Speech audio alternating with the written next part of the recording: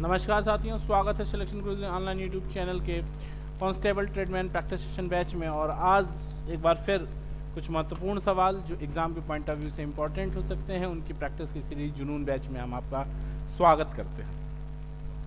इस पूरे सेशन का उद्देश्य ये है कि आप कांस्टेबल और कैडमैन लेवल के क्वेश्चंस की प्रैक्टिस अच्छी तरीके से कर पाइए, जिससे एग्जाम्स में जब आप बैठें तो आप बहुत कंफर्टेबल फील करें और आप ये महसूस कर सकें कि आपने एक अच्छी तैयारी के साथ, एक अच्छी प्रैक्टिस के साथ आप बैठे हैं और पूरे कॉन्फिडेंस से आप क्वेश्चन कर पाए।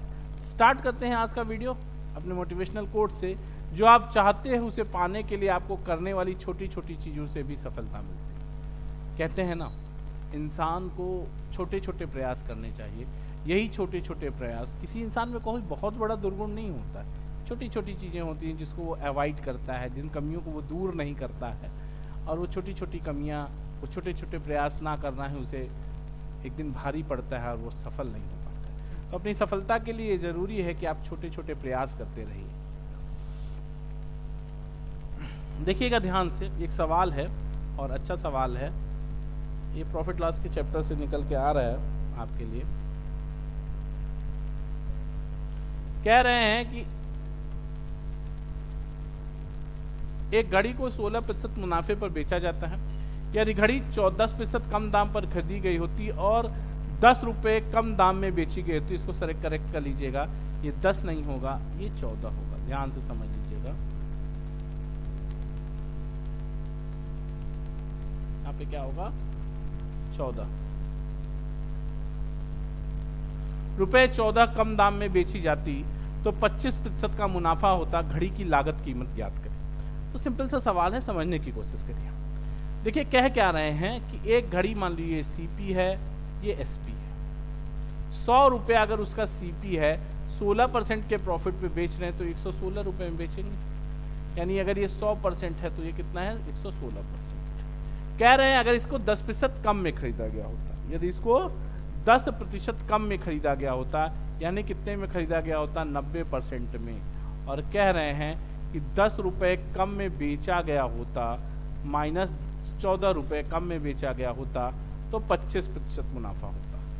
25% मुनाफा, प्रॉफिट परसेंट होता क्या है दोस्त? सीधा बताओ मुझको कि प्रॉफिट परसेंट होता क्या है? Profit percent is equal to होता है SP minus CP by CP into 100। यही होता है। कोई दिक्कत तो है नहीं, कोई तकलीफ, कोई दिक्कत, समस्या, परेशानी नहीं है। तो देखो यहाँ पे क्या दे रहे हैं कि एसपी है 116% माइनस 14 बटा सीपी कितना है? 90 गुणित 100 बराबर 25%। कोई दिक्कत है यहाँ तक? 25%। अब आप देखो आपको क्या करना है। अब इसको सिंपल कर लो। यहाँ पे 116 को, ठीक है, इसको जब आप सॉल्व करेंगे तो 25 नवा हो जाएगा आपका। 25 नवा 225। थोड़ा सा इरेजर ले लूं।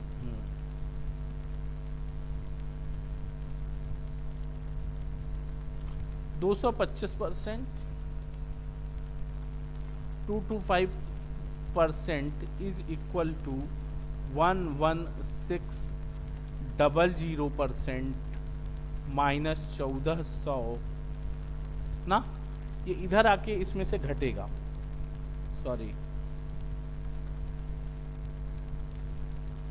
2250, और ये कुछ कैलकुलेशन हो गया है गड़बड़ गुरु। देखो इसमें गड़बड़ क्या हो गया? अच्छा सॉरी सॉरी सॉरी सॉरी, एक मिनट एक गड़बड़ी हो गई। एसपी माइनस सीपी तो हमने लिया ही नहीं दोस्त, इसको घटाओ। अब देखो ये समझना है आपको। एसपी माइनस सीपी क्या हो जाएगा? एसपी 116% माइनस 14 और माइनस 90% बटा सीपी। सीपी कितना है? 90%, और ये बराबर है कितने के? 25%। अब बस इसी को सॉल्व कर लेना है। सॉल्व कर लेते हैं इसको। 25 नवा 225, इतना परसेंट बराबर 14 में से 16 जाएगा, 90 में से 116 जाएगा ना, और यहाँ गुणित 100, तो कितना बन जाएगा 26। तो ये बराबर आ जाएगा 2600% माइनस 1400, यानी ये घटेगा इधर से तो -4 -350% बराबर 1400, तो 100% बराबर आपका आ जाएगा 1400 बटा 350। 5 से काटेंगे 5 सॉरी, और गुणित 100 बचा रहेगा ना, 100%, 350% बराबर 100% बराबर 1400 बटा 350 गुणित 100। ठीक, 5 से काट लेंगे, 5 सते 35, 5 20 हम 100, और 7 दूनी 40 20, 20 20 हम 400। ये आपका आंसर हो जाएगा 400 रुपए। ठीक है, बात क्लियर हो रही है, समझ पा रहे हैं? ठीक है, नेक्स्ट क्वेश्चन ध्यान दीजिएगा। अगला क्वेश्चन क्या कह रहे हैं, अशोक के पास 60 रुपए प्रति किलोग्राम और 50 रुपए प्रति किलोग्राम दो प्रकार के गेहूं हैं। 60 रुपए प्रति किलोग्राम और 85 रुपए प्रति किलोग्राम है। ये 50 को आप, एक मिनट क्वेश्चन सेट कर दूं मैं आपको।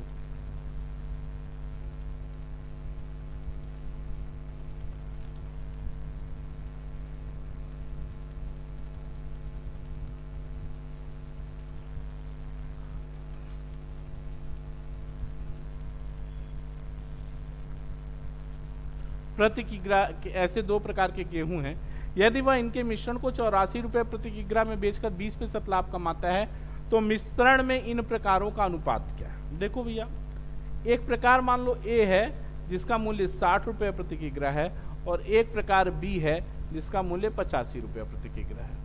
कह रहे हैं 84 रुपए 20% मुनाफा, यानी 120% बराबर 84 है अगर, तो सीपी कितना हो जाएगा 100% बराबर 12 सते 84 70 रुपये।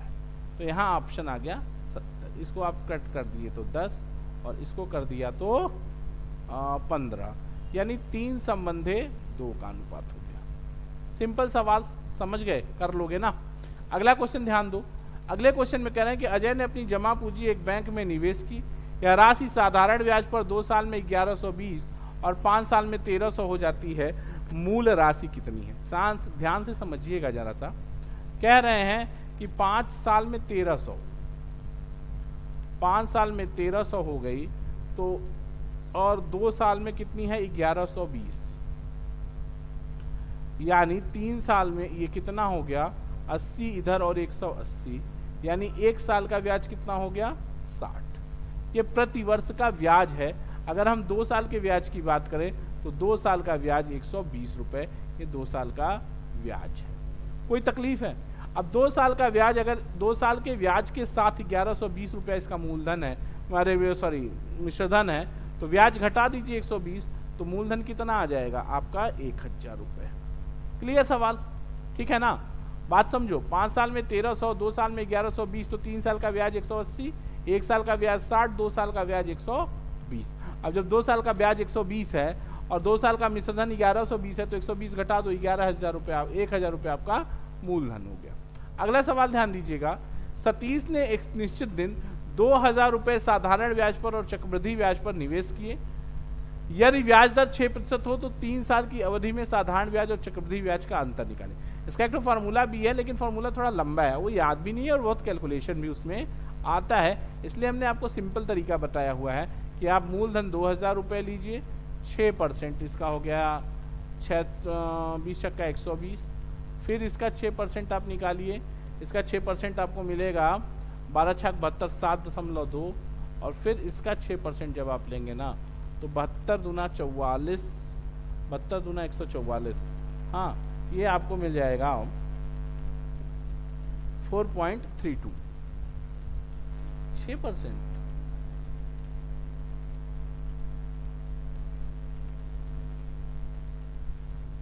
इसका 6%, 7.2 का 20 छक्का 120, ठीक है।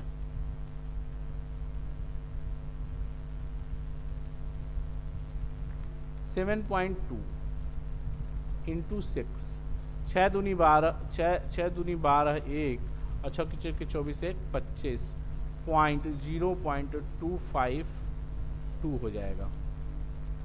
अब इसका क्या है, देखो 3 साल का चक्रवृद्धि ब्याज क्या होता है, 3-3-1। अगर चक्रवृद्धि ब्याज और साधारण ब्याज का अंतर निकालना है तो यही पहला टर्म 0 कर देना है, तो ये 0, ये 3 और ये 1। तो 6 3 दूनी 6 और 3 सत्ते 21.6 प्लस 0.252, या यूँ कह सकते हैं कि 21.852 या लगभग 22%। ये आपका आंसर हो जाएगा, अंतर 22 रुपए के आसपास आ जाएगा। क्लियर है मेरी बात, यहाँ तक कोई दिक्कत नहीं ना, कर लेंगे। अगला सवाल ध्यान दीजिएगा, कह रहे हैं कि सेब, संतरे और आम, इनकी संख्या 5 संबंधे 60 संबंधे 8 के अनुपात में है। फल विक्रेता फलों की संख्या 40%, 50% और 75% बढ़ा देता है, तो फलों का अनुपात क्या होगा। तो सिंपल सवाल है यार, समझ लो। पहले कितना था, 5 था, अभी 5 हो था, 7 था और 8 था। कितना बढ़ाया, 140/100। फिर कितना किया, 50, 150/100 बढ़ाया। और फिर कितना किया, 175/100। तो 100 खत्म, 0 नहीं खत्म कर सकते आप।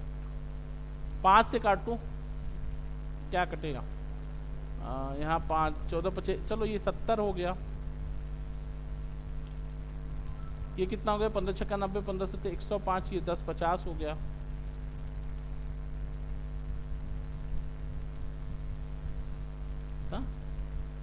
और ये कितना हो गया,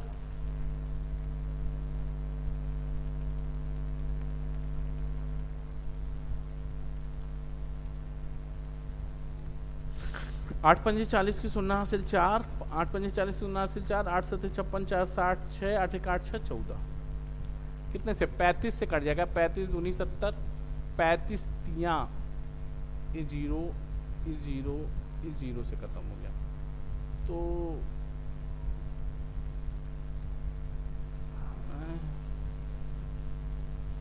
0 तो खत्म हो गया यार। 8 पंजे 4 7 0 ठीक, तो 7 आना चाहिए ना, तो 70 है, 7 का 7 7 7, ये तो कट जाएगा। 7 का 7, कुछ गड़बड़ कर दिया मैंने। 5 गुणित 140/100, 7 गुणित 150/100, 8 गुणित 175/100, 5 140/100, 100 100 100, 100 ही मैंने गलत काट दिया क्या सबका। अच्छा ठीक है, 1 मिनट में फिर से देख ले रहा हूँ। आसान सवाल है, कुछ गड़बड़ हो गया होगा, कोई नहीं, देख लेते हैं। देखो क्या कह रहे हैं, 5 7 और 8 ये है। कह रहे हैं 5 वाला 40%, 50% और 75%। 5 गुणित 140/100, 7 गुणित 150/100 और 8 गुणित 175/100। 25 चौका 100, 25 छक्का 150, 25 सत्ते, 25 चौका 100, 25 छक्का 150, 25 ये काट लेंगे आप, 20 बार कट जाएगा। और 2 सत्ते 14, ये 7 हो जाएगा। ये कितना हो जाएगा, 2 और 3 हो जाएगा, 21/2 हो जाएगा। और ये कितना हो जाएगा, 4 दूनी 8, 14 हो जाएगा। या 2 से गुणा कर देंगे आप, तो 7 से भाग दीजिए, तो 2 से कर दीजिए, तो 14, 21 और 28। या 2 से कर लेंगे 21 ना, तो अभी कितना हो गया, 7 से, 7 दूनी 14, 7 3 21, 7 चौका 28। 2 संबंधे 3 संबंधे 4 का अनुपात हो जाएगा। आसान सवाल था, ठीक है। अगला सवाल ध्यान दीजिएगा, पंकज ने एक साइकिल उसकी अंकित मूल्य से 3/4 दाम पर खरीदी, ठीक है, और उसे उसकी अंकित मूल्य से 20% ज्यादा पर बेचा, तो लाभ प्रतिशत क्या होगा। ध्यान से समझने की कोशिश करना। कह रहे हैं कि पंकज ने एक साइकिल उसके अंकित मूल्य, मान लेते हैं अंकित मूल्य 100 है, तो कितने में खरीदा, 75 में खरीद लिया, 3/4, और अंकित मूल्य से 20% अधिक यानी 120 पर बेच दिया, तो उसका लाभ प्रतिशत 25 इधर 20 उधर, 45/75 गुणे 100, 25 चौका 100, 25 तिया 75, 15 तिया 45 और 15 चौका 60%। ये आपका सी ऑप्शन सही हो गया। यहाँ तक कोई तकलीफ नहीं है, कर लोगे आराम से। अगला क्वेश्चन ध्यान देना, अगला क्वेश्चन कह रहे हैं कि गिरीश स्थान ए से सुबह 6 बजे 20 किमी प्रति घंटा की रफ्तार से निकलता है और गौतम बी से 10 किमी प्रति घंटा के स्थान से सुबह निकलता है। वे दोनों एक दूसरे की ओर यात्रा कर रहे हैं और ए और बी के बीच की दूरी 100 किमी है, तो वे दोनों कितने बजे मिलेंगे। सिंपल सा सवाल है, ध्यान से समझ लो।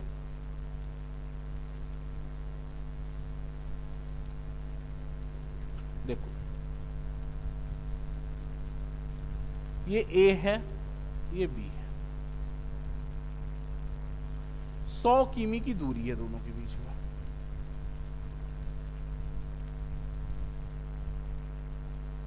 यहां से गिरीश 7 बजे 6 बजे 20 किमी प्रति घंटा से इस दिशा में चलता है और गौतम इधर 10 किमी प्रति घंटा से चलता है। क्या कह रहे हैं, वे दोनों एक दूसरे की ओर यात्रा कर रहे हैं और ए बी के बीच की दूरी 100 किमी है, ये दोनों कितने बजे मिलेंगे। तो यह एक 7 बजे 6 बजे चल रहा है और एक 7 बजे। जब तक गौतम निकलेगा तब तक गिरीश 20 किलोमीटर की यात्रा कर चुका होगा, यानी बचेगा कितना, 80 किलोमीटर। और दोनों अगर एक दूसरे की ओर चल रहे हैं, तो चाल 30 किलोमीटर प्रति घंटा हो जाएगी, जुड़ जाएगी। तो समय बराबर दूरी 80/4 20 10 30, यानी 8/3 घंटा लगेगा। यानी आप कह सकते हैं कि 2/3 घंटे या 2 घंटा 40 मिनट। 2 घंटा 40 मिनट कब से, 7 बजे से, यानी समय हो जाएगा 7 2 9:40 मिनट। आपका ऑप्शन ए सही हो गया। अगला क्वेश्चन ध्यान दीजिएगा, एक माल की लागत मूल्य में कितना प्रतिशत जोड़ना चाहिए ताकि अंकित मूल्य पर 10% की छूट देने पर 20% लाभ प्राप्त हो। तो सिंपल सवाल है ना, कह रहे हैं क्या कि आप 8 नंबर का सवाल है ये, कह रहे हैं कि अगर 100 रुपए, देखो एक माल सीपी मान लो 100 है, तो एसपी 20% लाभ पर बेचना है तो 120%, और अंकित मूल्य क्या है, 10% की छूट दे रहे हो, तो जो विक्रय मूल्य है वो अंकित मूल्य का 90% है, तो 90% बराबर 120, तो 100% बराबर 90 यानी 4/3 गुणित 100 यानी 400/3, या यूं कह सकते हैं आप कि 133 सही 1/3%। तो इस तरह से क्या हो जाएगा, जो प्रॉफिट आएगा, अरे सॉरी, जो अंकित मूल्य होगा, ताकि अंकित मूल्य कितना प्रतिशत अंकित मूल्य अधिक अंकित करना चाहिए, तो 33 सही 1/3% अधिक अंकित करना चाहिए। तब आप 10% छूट देंगे तो 20% का लाभ मिलेगा। अगला सवाल है कि एक नाव नदी के प्रवाह की ओर, रफ्तार क्या होगा, एक नाव की प्रवाह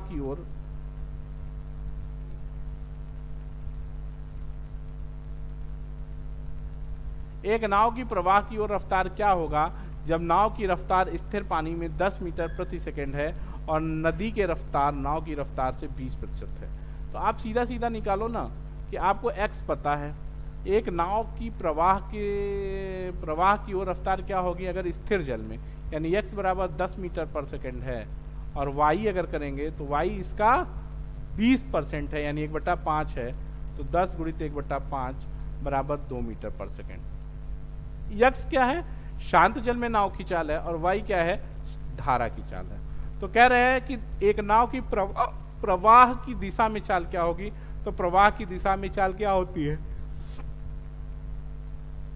12 मीटर प्रति सेकेंड, 12 मीटर प्रति सेकेंड।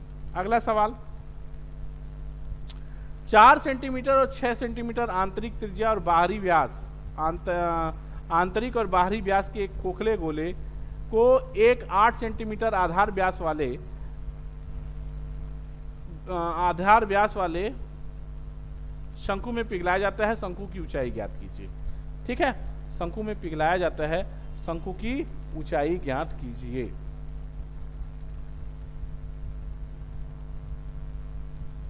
ध्यान दीजिएगा।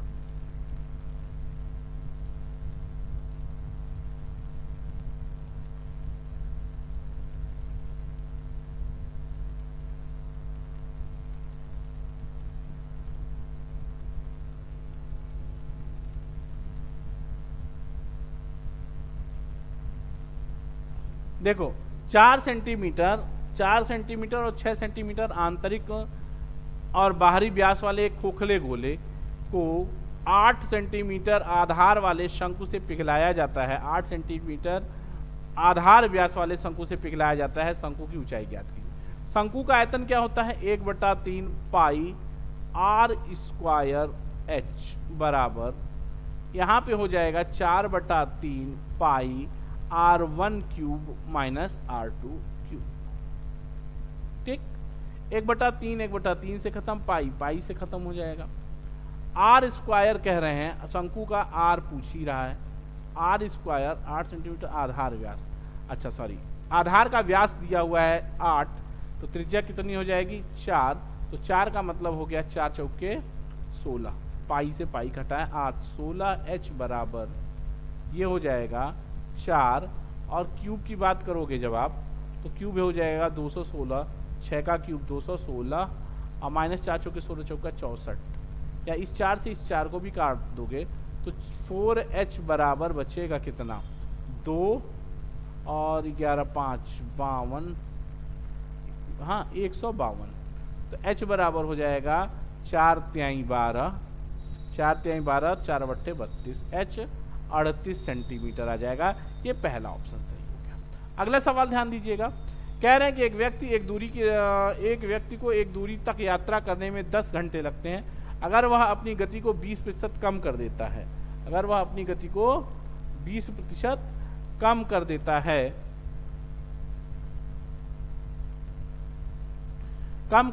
है, तो उतनी ही दूरी को तय समय में करने के लिए लगने वाले समय, उतनी ही दूरी को तय करने के लिए लगने वाले समय में कितने प्रतिशत वृद्धि होगी? सिंपल सवाल है, वृद्धि पूछ रहे हैं तो x/100 माइनस x इंटू 100, यानी 20/80 गुणित 100, ये बराबर आ जाएगा 25%। सिंपल सवाल, ठीक है। अगला क्वेश्चन ध्यान दीजिएगा। अगला क्वेश्चन कह रहे हैं कि एक शंकु और एक गोले की त्रिज्या और आयतन बराबर है। एक शंकु तथा एक गोले की त्रिज्या और आयतन बराबर है, तो बताइए गोले के व्यास और शंकु की ऊंचाई के बीच का अनुपात क्या होगा? सिंपल सवाल है। क्या कह रहे हैं कि एक शंकु तथा एक गोले की त्रिज्या और आयतन बराबर है, तो ठीक है, आयतन बराबर है तो 1/3 पाई, शंकु एक त्रिज्या और आयतन बराबर है तो व्यास और ऊंचाई, अच्छा तो 1/3 पाई r स्क्वायर h बराबर 4/3 पाई r क्यूब। ठीक, अब आप देख लीजिए, पाई से खत्म हो गया, 3 से खत्म हो गया, r स्क्वायर से r खत्म हो गया, तो h/r या यूं कह सकते हैं r/h। ठीक है ना,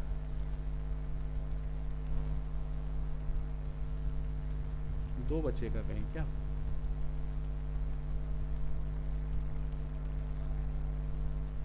ठीक है, तो ये r h/r is equal to 4/1 या h/2r इज इक्वल टू 4/2 या 2/1। क्या कह रहे थे? गोले के व्यास 2r संबंधे h बराबर हो जाएगा 1 संबंधे 2। ये आपका सी ऑप्शन करेक्ट हो जाएगा। यहां तक कोई दिक्कत नहीं है ना? ये 2r क्यों कर रहा हूं? क्योंकि व्यास में पूछ रहा है, व्यास और ऊंचाई में अनुपात पूछ रहा है। ठीक है, अगला सवाल ध्यान दीजिएगा, कह रहे कि 11 संख्याओं का औसत 36 है। ये क्वेश्चन कुछ कह रहे हैं, देखिएगा। 11 संख्याओं का औसत 36 है, जबकि इनमें से 9 संख्याओं का औसत 34 है। यदि शेष 2 संख्याओं का अनुपात 2:3 है, तो दोनों में से शेष संख्याओं का दोनों शेष संख्याओं का औसत क्या है? सिंपल है ना, 36 गुणित 11 कर लोगे बराबर हो जाएगा 396, ठीक है, 396, और 34 गुणित 9 कर लोगे तो कितना हो जाएगा? 9 चौके 36, 6, 306 हो जाएगा। और अगर अंतर निकालोगे तो दो संख्याओं का योग 90, औसत की बात करोगे तो बटा 2 बराबर 45। या कोई ऑप्शन नहीं है तो बढ़ा लो, एक ऑप्शन 45, ये सही है, यही सही आंसर होगा। ठीक है, अगला सवाल ध्यान दीजिएगा। अगला सवाल कह रहे हैं कि 2 प्रत्याशियों ने एक चुनाव लड़ा। चुनाव में 75% मतदाताओं ने अपने मत डाले, 2% मत अवैध घोषित हो गए। जिनमें से 2% मत अवैध घोषित हो गए। एक प्रत्याशी ने 9,261 मत प्राप्त किए। जो मतों का 75% है, इस चुनाव में पंजीकृत मतदाताओं की कुल संख्या क्या थी? ध्यान दीजिएगा, ठीक है। कह रहे हैं 75% मत पड़े, यानी 75 मत पड़े, मान लो कुल 100 मत थे, इसमें से 2% इनवैलिड हो गए, तो कंसीडर कितने होंगे? 98/100। कह रहे हैं इसका 75% मत प्राप्त किया, 75/100 बराबर है ये 9,261 के। तो एक बराबर कितना आ जाएगा? 9261 इंटू 100 बाई 75 इंटू 75 इंटू 98। और जब इसको आप सॉल्व कर लेंगे तो ये फाइनली मिलेगा एक बराबर आपको 168। तो 100 बराबर हो जाएगा 16,800। ये आपका सी ऑप्शन सही हो जाएगा। अगला क्वेश्चन ध्यान दीजिएगा। अगला क्वेश्चन कह रहे हैं कोई धनराशि वार्षिक आधार पर चक्रवृद्धि ब्याज पर 2 वर्षों में अपने का 1.44 गुनी हो जाती है, तो ब्याज की दर क्या है? बहुत सिंपल सवाल है और आपको मैं इसको सॉल्व भी नहीं कर रहा हूं, आपको डायरेक्ट आंसर बता रहा हूं। 20%। कैसे? क्योंकि x + y + xy/100 का मतलब हो गया 20 + 20 + 20 × 20/100, यानी कितना? 44%। यानी अगर 1 रुपया है तो 2 साल में 20% की दर से 1.44 रुपया हो जाएगा। इस तरह से 20% इसका ब्याज का दर आएगा। ठीक है, तो इस तरह से सिलेक्शन गुरुजी के प्रैक्टिस सेशन बैच में आज इतना ही। कल फिर मुलाकात होगी आपसे कुछ और बेहतरीन शानदार सवालों के साथ। तब तक देखते रहिए सिलेक्शन गुरुजी ऑनलाइन। जय हिंद, जय भारत।